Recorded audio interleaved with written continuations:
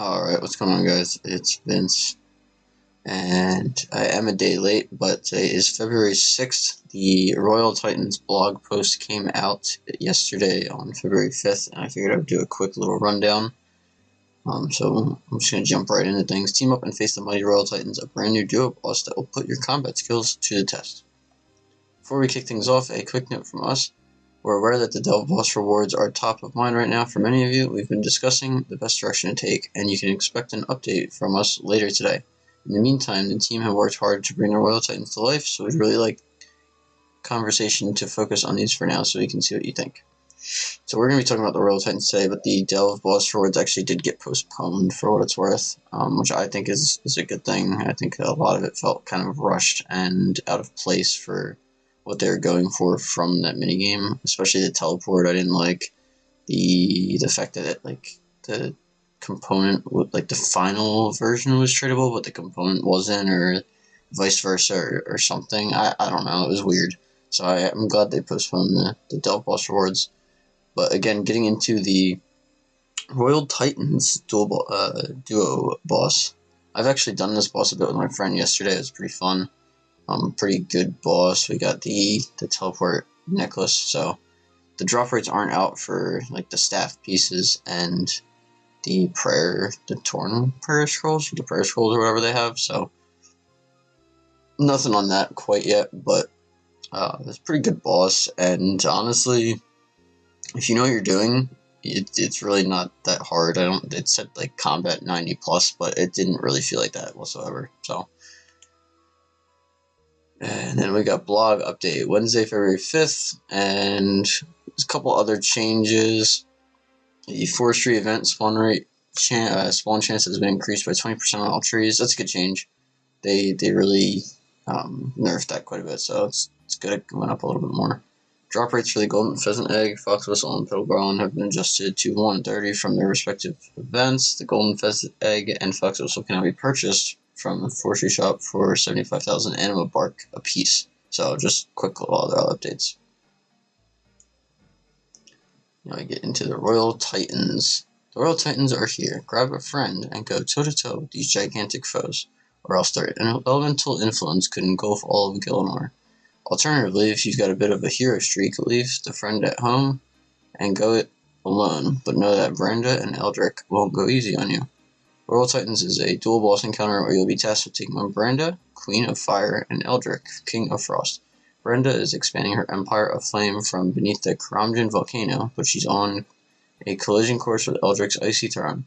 To take them on, you'll want to head to the northwest of the Asgardian Ice Dungeon and use the small cave next to the giant throne of ice. You can't miss it. Agile players can also use a shortcut just west of the entrance ladder to get there in a pinch. That's actually really nice. It's a really good shortcut if you have it. Get up close to the Royal Titans in this wonderful video put together by the equally wonderful Only Trails. And Only Trails did a quick little video. I can add the link in the description if you don't have the blog post up. By the way, we'd love to hear your feedback about the style of videos, since the Royal Titans is designed to be a teaching boss encounter and we felt comfortable showing off more of the gameplay than we usually would. Are we striking the right balance or oversharing? Let us know. And I love just the Jagex team adding stuff like that where we can provide feedback and kind of give them our take and that they want to hear from us. It continues to emphasize this level of community engagement and kind of communicate with us that they are listening to us and taking what we say into consideration. At least on the surface, it appears that way. So even scrapping the Delve Boss rewards, it really feels like they're kind of listening to us and wanting to put out good content instead of just like putting out good content, even if they do have a big corporation kind of behind them that want to drive profits. This encounter should get you more familiar with gear switching. Rapidly switching between combat styles is a component of many endgame encounters and can feel daunting to learn, so we're building on the success of updates like Scurious and Perilous Moons to introduce players to an important part of your PvM toolkit. Yeah, I mean, I think I brought like a 4-way melee switch and like a 3-way mage switch. You can bring a 2-way mage switch too, because you literally just need it for the little minions that spawn. So as long as you can one-hit them with a 2-way switch, you can bring a 2-way switch to that. But I think I usually bring a 3-way. which I'll bring down to a 2-way, and then just a 4-way melee switch. So nothing crazy, but if you're a new player and you're not used to it, that at least is going to build off of the kind of mechanics that you already know from bosses like Scurious. So it definitely does include the gear switching, but like, I don't know, I mainly was using ranged, so other than that, yeah, you need a little bit of switches, but not too many. It's not too crazy. Having said that, this fight is a definite step up from the likes of Scurious, so we recommend 70 plus combat. Okay, so I was wrong, it's 70 plus, not 90 plus.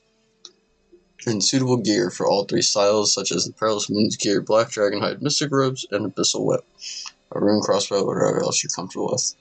Yeah, I mean, I don't necessarily think you need all of that. Like, if you have solid range gear, like I have Bofa Full Crystal, like Bofa Full Crystal, or even like an RCB with Black Dragonhide is plenty. You could probably get away with like a 1-way melee swap with literally just like a whip on top of Black Dragonhide, and you know, literally just bring a melee weapon and like a 3-way mage switch. But like, if if they want to market it like this, that's fine too. I mean, it's not a bad thing to bring more switches. Here's how you can use each combat style against the Titans. Melee, your bread and butter. I disagree with that, honestly. Ranged is the bread and butter. Both Brandon and Eldrick are weak to melee, so whenever you have the chance to get up close and personal, you should take it.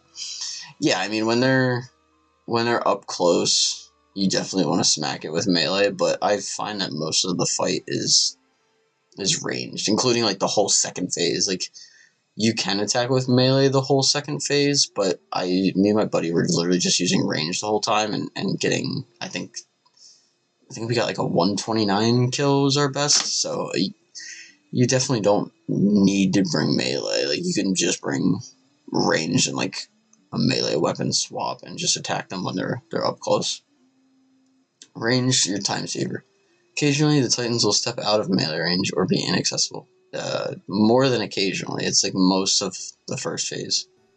You can, of course, wait them out, but you'd be better off bringing a range switch, even if it's only a weapon and nothing else, to speed up those kills.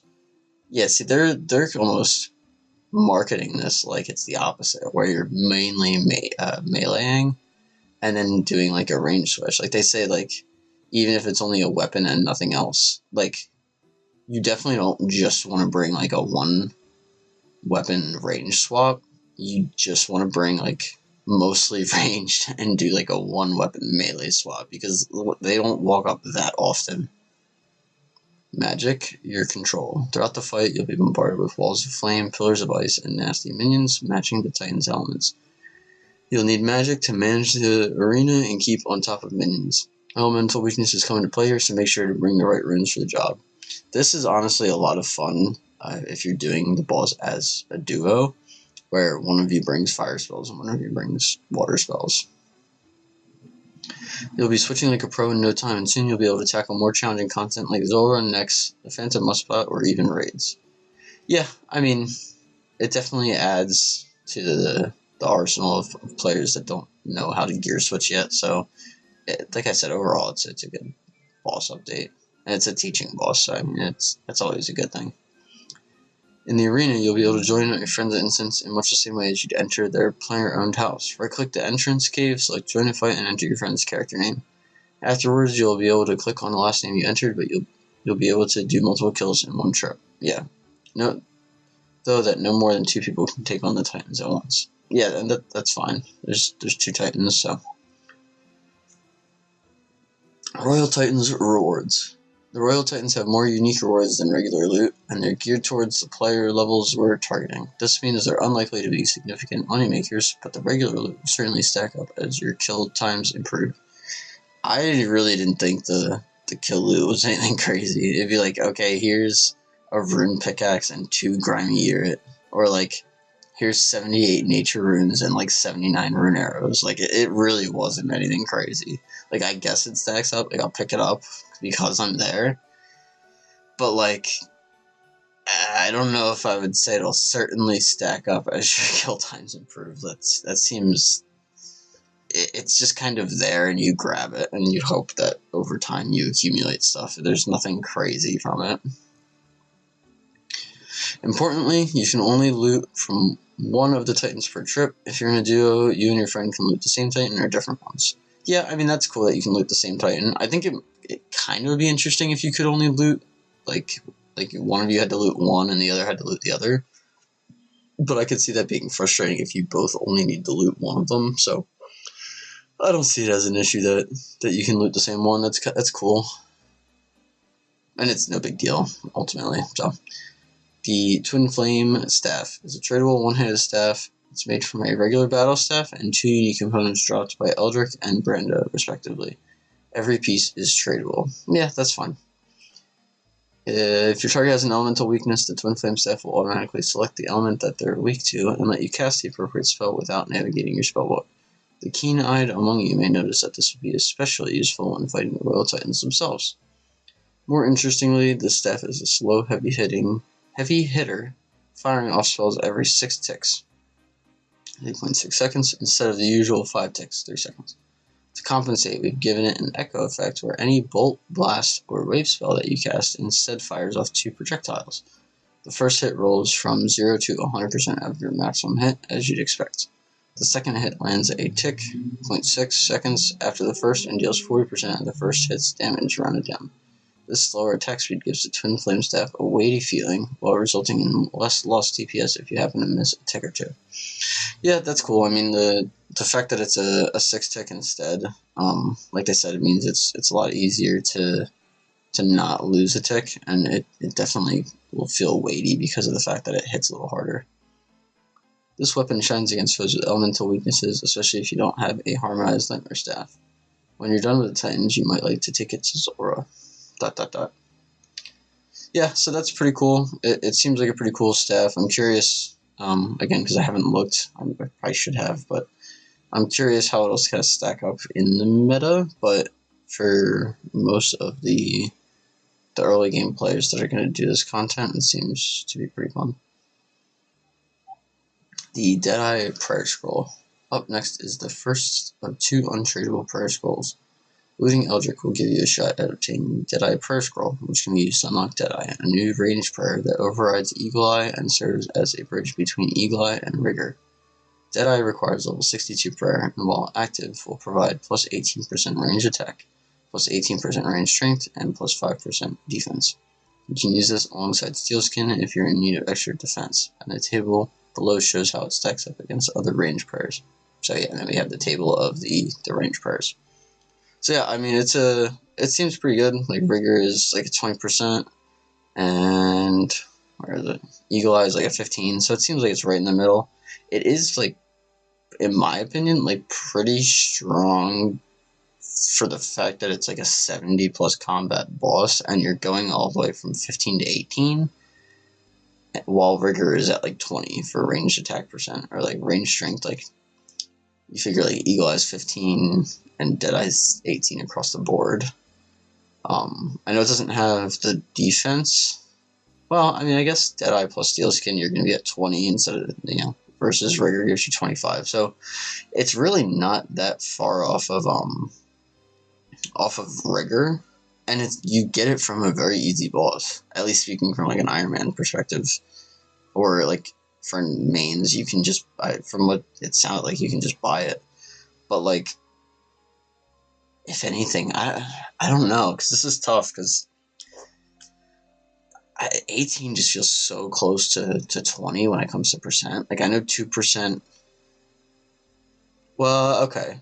I didn't see the range strength is at 23% for Rigor. Okay, no, 18's fine, because the attack percent for Rigor is 20. Maybe you put like Deadeye attack percent down a little bit, maybe like 17 or 16, and then keep range strength at 18.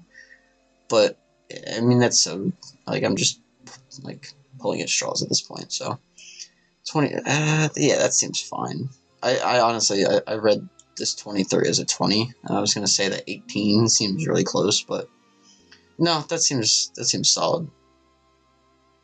But for like a mid-game like boss, because again, it's like 70 plus combat, and like as long as you dodge everything and pray melee, like I literally wasn't taking damage yesterday, so it's interesting. I need to get also I apologize for the dog if you can hear that. But I need to go get the Mystic Vigor, but I have Rigor, so that I'll have both eventually, but I don't need the ranged one, just a mage one. So for me, like I'm just gonna loot the Fire Titan, get my mage one, so it'll help my shadow a little bit and kind of go from there.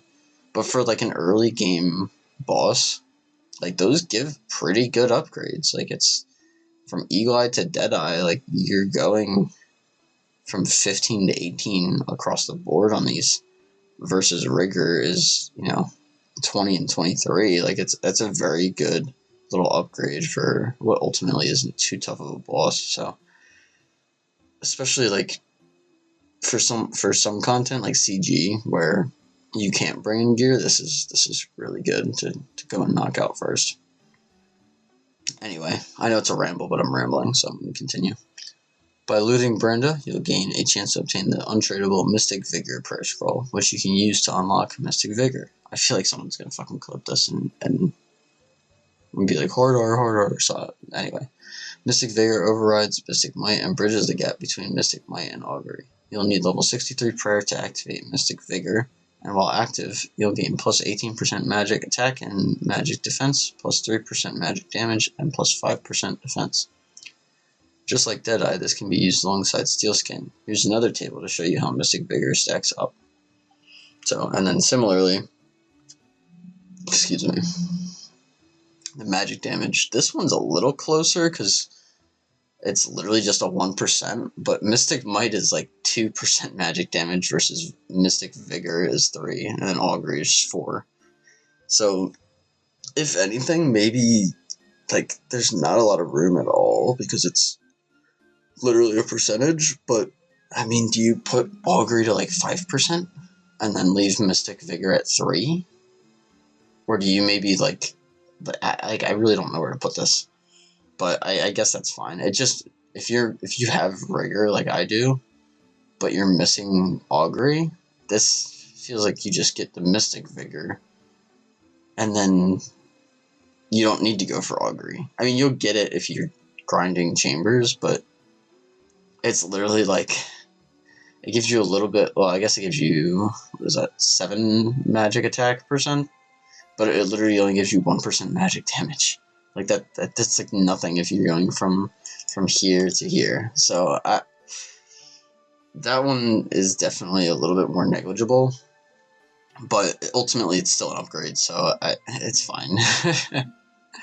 And for someone that's like mid-game getting these prayers, like they're not going to be going to chambers, versus from my account's perspective, it looks a lot more negligible. So, but ultimately, no, I think these are good. Like it's going to help with the early game players, or I guess mid-game players, but it's going to help them kind of continue to progress, get a little bit more damage, and add to that progression of item upgrades and damage and skill upgrades. So while teaching them something like the gear swaps. So next we have the Giant Soul Amulet. If you thirst for more giant blood, the Giant Soul Amulet will be a welcome pickup. This untradeable teleport amulet can be obtained from both of the Royal Titans. When charged with Big Bones and Law Runes, you can use it to teleport to the Royal Titans Arena, Obor's Lair, or Bryophyte's Lair. No beanstalk required. Ha. Yeah, I got this yesterday. I actually got 2. They were on back-to-back kills, funny enough, so I want to guess that this is like a 1 in 50, and it seems pretty good.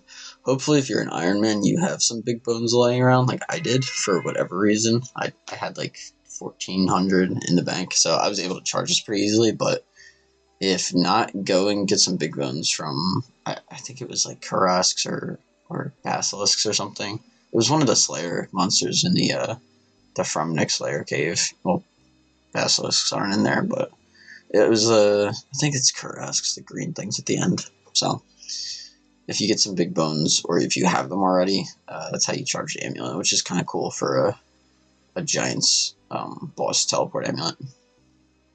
It's also really good. Like we have a teleport for War and Brio. Like that's really good. And like the Royal Titans arena wasn't that far of a run, but even just the quality of life to have the giant soul amulet to teleport there is quite nice. So next we have the desiccated pages. Desiccated pages are magically imbued pages that have sadly crumbled to dust. Don't worry though, you can recycle them into burnt, soaked, or soiled pages instead. Jeez. These uncommon, untradeable drops can be obtained from either Titan. If you're a proper page fan, you can also use the Take Pages option to sacrifice any other loot, excluding the pet, and guarantee a bundle of them. That's pretty cool. In short, this is a combat-focused way to target farm pages. That also means that you can get a bit tome happy during the fight or whenever you're using your new Twin Flame staff. Yeah, see, like that seems cool. Like they're kind of encouraging you to use the tomes with the Twin Flame staff, but also saying, hey, you know what? If you need pages for those tomes, we're going to give you a way to do that. To transform your desiccated pages, take them to the new plinths in Arceus, the ruins of Unka, and south of the Quetzalcoatl Gorge. You'll need level 50 runecrafting to convert your pages, and you'll receive a spot of runecraft XP in the process. Yeah, so that's pretty cool too, the pages addition and mechanic of this boss. Pet. The Royal Titans have a pet. We'll let you discover what it looks like for yourselves. So this is cool. I forget the names. I know the one's called Bran, like the fire giant one, but I forget the other one. Just like with a Raxor, you'll be able to forego all loot and double your chances to obtain the pet by using the sacrifice option on either one of the Titans once they've been subdued. Yeah, so I mean, if you're not an Iron Man and you just want to go for the pet, like, the Royal Titans don't have crazy good drops, so I can see this pet being pretty common. However, it does have like a fire and an ice variant, and they look really good in my opinion. So it depends if you like kind of humanoid style pets following you, because they're giants, so they're essentially mini giants, which is kind of an oxymoron, but that's besides the point. But they're little they're little giants that follow you, the fire giant and the ice giant that look like the bosses. So I honestly really like them. They look really good. I think part of it is like we already have fire and ice giants in the game, so having a boss where the pets are just miniature versions of those seems really cool and looks really good, versus some of the other bosses that already look humanoid aren't necessarily like something people like if they don't like having like humanoid style bosses or pets following them. So they look pretty cool. You can switch them back and forth from fire and ice, which is cool, especially for like different outfits or fashionscape. So I'd like to say I like one more than the other, but the ice and the fire both look like equally as cool in my opinion. So it's cool. I don't think, hopefully this isn't like crazy rare, because again, it's like an early entry level boss, but I feel like we're going to see a lot of these pop up soon because of the fact that you can sacrifice to get the double chance. On top of that, it's a fairly easy boss. So it's a mid game boss at that. So we're gonna see a lot of those in my opinion. To summarize, head to the northwestern portion of the Asgardian Ice Dungeon to take on the Royal Titans. Don't forget to bring a friend. That's gonna be the hard part for some people. Bring decent gear in all three combat styles and be prepared to switch between them throughout the fight. Brenda and Eldrick aren't exactly pushovers, so we'd advise at least 70 plus in your combat stats and gear to match. Again, if you pray melee and just don't get hit by the mechanics, you're fine. Take on the Titans, score a sick loot like a brand new elemental weakness, focus staff, untradeable prayers to aid you ahead of unlocking Rigor and Augury, handy teleportation options, pages for your elemental tomes, and a cute pet to show off to your pals, and repeat. Yeah, I mean, the untradables are really the bread and butter here. It's nothing crazy, but my music stopped. What the heck? Okay, anyway,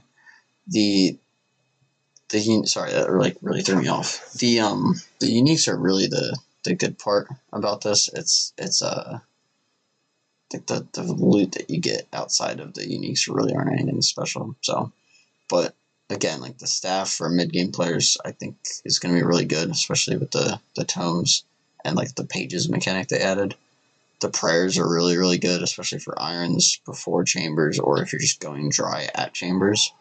The teleport's a nice quality of life, and the pet's kind of just a cool add-on. Oh, this is cool. In case you want to team up, we've set up some worlds with the activity Royal Titans. US East 573, US West 324, EU 328, and UK 567. That's pretty cool for them to add that and encourage it as well. We'll see you in Asgardia. Until then, stay frosty. And then I'm going to touch on the stuff at the end just for fun. Discord banner competition winner. Last week we called upon the most creative minds in the OSRS community to design a Discord banner fit for the Royal Titans, and boy did you deliver.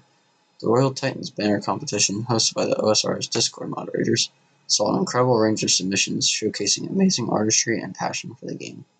Massive thank you to everyone who participated. The competition was fierce, but after much deliberation, we're excited to reveal our winner and runners-up. And the winner is Phantom. So here is the banner that Phantom submitted and won. Now, I know from what some people were saying, they thought some of the other ones were a bit better. Like even this one they said was a bit better. There's some other ones that are pretty cool. That one's really good. It doesn't have much it doesn't look fierce. They just kind of look like they're chilling. But but the art itself looks really good. Like the detail in the ice and the fire. And the giants themselves looks really good on that one. That one's pretty cool too. He looks like he's almost sweating a little bit. This reminds me, I don't know what it is. Their faces remind me of a Rick and Morty, regular show crossover. Tell me if that makes sense at all. But the faces especially just really remind me of that, and the art style. It looks like this could be an episode of Rick and Morty that's RuneScape themed, or the regular show. I don't know what it is. I guess it's the art style. But and then this one I want to give flack just for the fact that they use the in-game sprites and that's not their art. But I could see them putting that there and it doesn't look bad. This looks really good. The only critique would be it's just a straight line down the middle, but obviously since they were going for that, it looks good and is intentional, so it's okay. I also really like the attention to detail here. If you see on the old school RuneScape logo, it has an icy light blue on the left side versus a fiery warm side on the right. And then obviously with the Royal Titans text, they added that with the blue and the orangey yellow reds. So these are honestly really good. This is fine too. This definitely isn't my first choice, but it looks just as good as well. So, if you were a runner-up, or I doubt Phantom is watching, but congrats to Phantom again. And then I didn't notice that at first. They have a Queen and King card style going on here as well, which I think a lot of people overlooked. The K for King is a lot harder to see. But they did a Queen King sort of thing. I feel if you just spend, I don't know, if this one got a little bit more time fleshed out, where you don't have just a solid white background and you have a little bit more in the background of the Titans, I feel this one could be really solid design with the Queen King opposites here. And then around it too, I don't love the red and blue. I think that with some more realistic looking fire and ice, or just honestly just not a striped look would make that look better. So again, congrats to the winner. But I definitely like some of the runners up a little bit more as well. So, and then I this one might be my favorite just because it looks like it's from the regular show and Rick and Morty crossover. 12th birthday event. That's pretty cool. It's time to celebrate 12 incredible years of old school RuneScape. We've got a jam-packed lineup of nostalgic fun in the OSRS Discord, and we want you to get involved. OSRS Birthday Cake Competition. It's like a real-life birthday cake. What the hell? Time to equip some baking mitts and make the Lumbridge Cook proud. We're challenging the community to create the most epic OSRS-themed birthday cakes. No way. So they're doing like an actual cake baking contest? Our judge will narrow it down to 3 finalists, and the Twitch chat will vote live on stream to decide the ultimate winner. Prizes include a RuneScape Kingdoms board game, a RuneScape cookbook, a year's worth of membership, and grandfathered in $5 a month. I'm just kidding. No, but that's pretty cool. You get a year's worth of membership, a cookbook, and the Kingdoms board game if you win, which is that's pretty cool. And you have to bake a cake. That's really funny. That should be pretty cool. It's a fun, lighthearted conversation. So we'll see if we got any bakers in the chat. Any bakers? That'll be fun. I'll have to post an update or something. Nostalgic Voting Countdown. We'll also be hosting 12 days of OSRS Nostalgic Voting starting Sunday, February 9th. Each day, a new question will be posted in the Nostalgic Countdown channel leading up to our big birthday live stream on February 20th. Join in, cast your vote, and relive some of the most memorable moments in OSRS history. What was the scariest early game experience? Dying to a dark wizard or getting ambushed by a highwayman? You decide. Yeah, that'll be fun as well to see the memories people post. 12 years of memories. While you're at it, take a trip down memory lane with our 12 years of memories channel. Share your photos, videos, or stories of your most nostalgic RuneScape memories, whether it's your first 99 and unforgettable PKing battle, or a long-lost adventure with friends. Yeah, see, this is going to be really cool to go in there and see. It's going to be really nostalgic and just fun and whatnot. And wholesome. That was the word I was looking for. That'll be nice to see what people post. OSRS tattoo designs. This is interesting. Thinking about getting an OSRS inspired tattoo but need some inspiration? Jerv, concept artist, and Skylark, character artist, are on the case. We've set up a tattoo suggestions channel in Discord where you can drop your ideas. Before the birthday live stream on February 20th, the mods will pick some favorites and bring them to life with custom sketches. Get involved, celebrate with us, and let's make this birthday one to remember. I could see a lot of people taking the mods, custom sketching, and getting in afterwards. It's going to be interesting to see how many people have the same tattoo. There was one of a BGS that was like black and white and like really minimal that I really liked. So maybe I'll link that in the description as well. I just got to remember. But that's pretty cool that they're doing like a tattoo design too, and like catering to the fact that like their player base is all in their 20s and 30s. I feel like, and then they have some other changes, and so they moved the league's tutor. They fixed some issues with the max cave, Coliseum totems, respect to players' attack delay.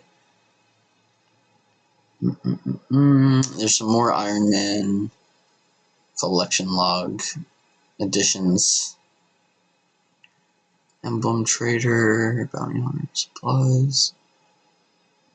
Yeah, I mean, I'll leave it up on the screen, but there's a couple other changes to the game as well that they added or hot fixed, I guess. And some other client and mobile updates, which I love that they're still working on mobile and just putting the time into to make mobile good. HP bar is no longer hidden behind the beach. That's cool. Okay. I just like seeing that they're putting the time into mobile, not just neglecting that it's there, because a lot of people like doing that while they're on the go. Got some PvP world rotations, and of course we have all the mods at the bottom.